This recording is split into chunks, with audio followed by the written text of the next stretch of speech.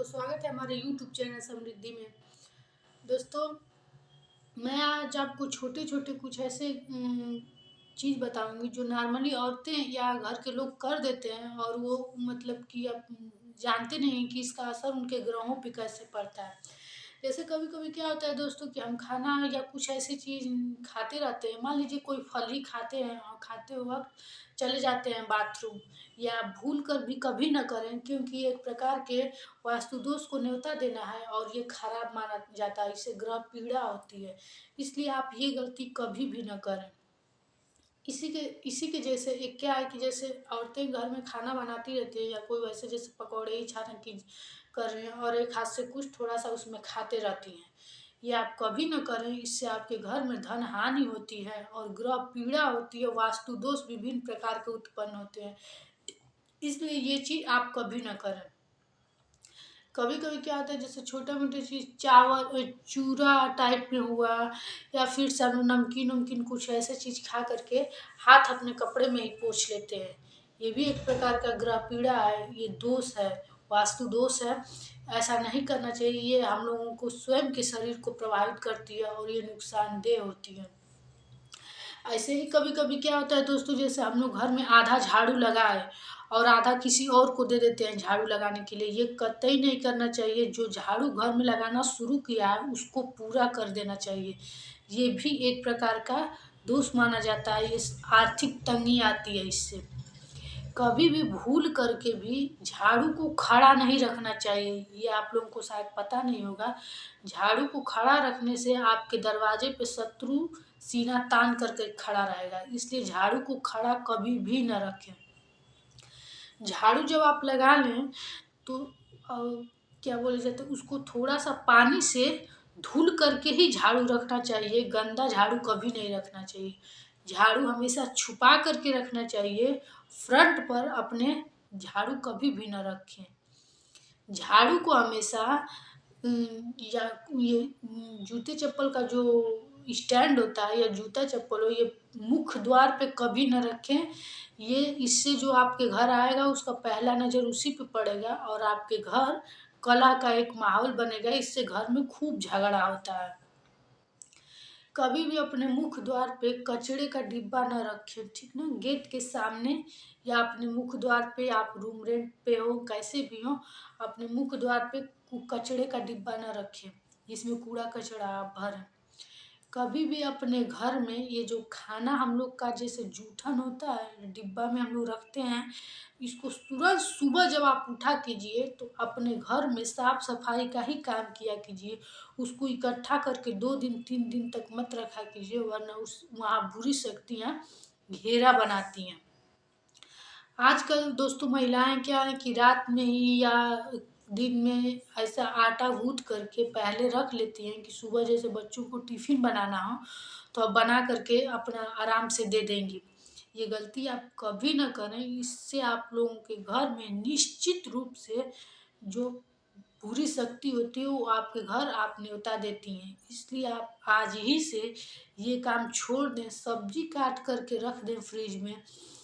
ऐसा कोई अपना किचन से संबंधित काम कर लें, लेकिन आटा गूँथ करके आप कभी भी अपने फ्रिज में मत रखा कीजिए। ये सेहत की दृष्टि से भी और आध्यात्मिक रूप रूप से भी ये खराब है, इसलिए आटा गूँथ करके अपने फ्रिज में कभी न रखें। इसकी एक बहुत बड़ी कहानी है दिल्ली की, जो आटा गूँथ करके और अपने फ्रिज में हमेशा रख देती थी। ये एकदम जानी गई बात है, इसलिए आप कभी भी और सुनिए, कभी भी आटे की लोई-वोई आपके हाथ से छूट जाए, तो उसको उठा के इधर-उधर फेंका नहीं जाता है। उसमें अपनी अंगुली से थोड़ा-सा छेद करके ऐसे लगा करके ऐसे-ऐसे जो भी हो नोच-जोत करके तभी बाहर फेंका कीजिए। क्योंकि इस पे ये जो बाहरी शक्तियाँ बुरी होती हैं वो चपेट करती हैं और उसके माध्यम से आपके घर में वो आती हैं। इसलिए कभी भी आटे की लोई-वोई पहले तो गिर जाए तो रात में घुमा के घर के बाहर इधर-उधर फेंकना नहीं चाहिए। अपने घर में ही रख दें और उसको जब भी इधर-उधर फेंकें या घर में भी रखें तो उसमें अपने हाथ से नोच-जोत करके या उँगली से ऐसे सब खींच-खाच के तब रखे कीजिए। इसलिए कि आटे को का क्या कहा जाता है, आटे का पिंडदान किया जाता है और पिंडदान एकदम हाथ से आप लोग देखते होंगे बना करके गोल-गोल पिंडदान पूर्वजों को किया जाता है। इससे कहा जाता है कि जब आप आटे की लोई हुई चिकना अपने घर में यदि गिर जाए या रखे हैं, तो उससे पूर्वज जो होते हैं पितर, वो मान लीजिए बुरी शक्ति वो आती है और खींचते हैं वो सब, और घर में आपकी परेशानी आती है, नाना प्रकार की परेशानी आएगी। इसलिए आप कभी भी भूल कर भी अगर लोई वोई या आटा बच जाए, गिर जाए, जैसे भी हो, उसको आप छेद छाद करके नोच चोट करके ही रखें। ये एकदम सही बात है। यदि आप ऐसा नहीं करते हैं तो आप इसका प्रभाव आज ही से आप आटा रखना शुरू कीजिए और अपने घर में अपना प्रभाव देखिएगा कितना बुरा पड़ता है।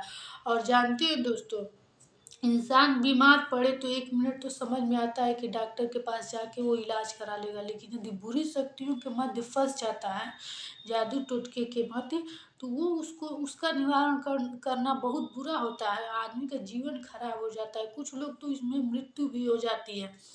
घर से परेशानी खत्म ही नहीं होती है, एक पर एक बीमारियाँ, नाना प्रकार की परेशानियाँ, कभी किसी का एक्सीडेंट होगा, कभी कुछ होगा, ये सब परेशानियाँ आती चली जाती हैं। एक कभी किसी का एक्सीडेंट हो गया, कभी किसी का कोई दुर्घटना हो गई, वो तो होता है, लेकिन देखते हैं किसी किसी का घर ऐसा होता है कि उनके साथ बार बार दुर्घटनाएं होती हैं। ये अचानक नहीं होती हैं, ये सब संयोग नहीं होता है, ये सब होता है किसी कारणवश।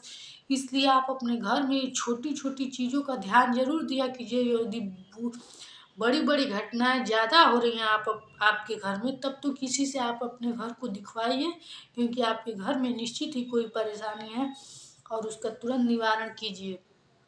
और अच्छे लोगों से दिखाइए, इधर उधर के जादू टोटके में फंसा नहीं जाता है, आपका परेशानी जरूर दूर हो जाएगा। उसके बाद आप नॉर्मल पूजा कीजिए, और ये घर में छोटी मोटी गलतियां मत कीजिए, नहीं तो आप इस सब कारणों में फंस सकती हैं।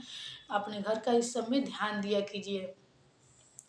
इसी तरह जो क्या ये छत पे जो कौवे होते हैं आते हैं, उनको आप दाना वाना बराबर डाला कीजिए। इससे आपके घर में किसी भी प्रकार का पितृदोष वगैरह होगा वो कम होगा। और जब पितृ पक्ष आता है तो अपने घर में आप अपने पूर्वजों को खाना निकालिए, शाम के समय साफ सफाई रखा कीजिए, और उनके तिथि के दिन खाना बनाया कीजिए। और जो भी उनको पिंडदान, जो भी उनके बेटे होंगे जो लोग करते हैं, वो अच्छे से भली प्रकार पिंडदान करें। इसलिए दोस्तों कि अगर आपके घर में यदि पितृ दोष जिसके घर में लग जाता है, उनके घर में किसी भी देवी देवता की कृपा पाना बहुत ही कठिन होता है और बरसता भी नहीं है। पितरों की जहाँ पितरों का जहाँ अपमान होगा, जिनका जिनके घर से पितृ निराश होकर पितृ पक्ष में जाते हैं, उनके घर पितृदोष लग जाता है। और पितृदोष लग जाता है तो उनके घर कभी भी खुशियाँ नहीं आती हैं, जैसे बाल बच्चों की किलकारी नहीं गूंजेगी, शादी विवाह में रुकावटें आएंगी। यही सब जब किसी के घर शादी विवाह नहीं होता है तो कहता है पता नहीं क्यों शादी नहीं हो रहा है। चाहे गरीब आदमी हो चाहे अमीर आदमी हो, हर प्रकार के समाज में लोग होते हैं। तो हर प्रकार के लोग जब समाज में होते तो सबका शादी विवाह हो ही जाएगा सामान्य रूप से। लेकिन बाधाएं उन्हीं लोग उनके घर जरूर आती है जिनके घर पितृ दोष होता है, उनके घर शादी जल्दी नहीं हो पाता है, नाना प्रकार से दिक्कत आएगी, शादी कट जाएगा, यहाँ तक कि तिलक बरच्छा तक हो जाता है और शादी कट जाती है। इसलिए आप अपने घर पितरों की सेवा पितृ पक्ष में खूब किया कीजिए। कौओं की सेवा कीजिए, कौ की सेवा करेंगे, कुत्ते की सेवा कीजिए, इससे पितृ प्रसन्न होते हैं और आपके घर हमेशा हंसी खुशी का माहौल रहेगा और भगवान की भी कृपा बनी रहेगी। इसलिए पितृपक्ष में पितरों की सेवा जरूर किया कीजिए। और अपने घर में हो सके तो पितरों के नाम पर एक दिया रोज दक्षिण मुख को जरूर जलाया कीजिए। अगर ना हो तो पितृपक्ष में तो जरूर पितरों की सेवा कीजिए और दान पुण्य कीजिए। इससे आप पर जरूर पितरों की कृपा प्राप्त होगी। पितृदोष लगना बहुत घर में अपशगुन होता है, खराब माना जाता है, और जिनके पर लग जाता है वो फिर से अगर कोई गया जी जाने वाला हो तो उनको भेज करके अपने घर के जो पितर लोगों को हो वो जरूर खुश कर लें, क्योंकि पितर का अगर कृपा आप पे नहीं रहेगा तो आप पे किसी देवी देवता का नहीं रहेगा। इसी के वीडियो अच्छी लगी हो तो सब्सक्राइब करें, और इसी के साथ फिर मिलेंगे नए वीडियो के साथ। आज हमारी तबीयत थोड़ी अच्छी नहीं है दोस्तों, फिर मिलेंगे नए वीडियो के साथ। नमस्कार।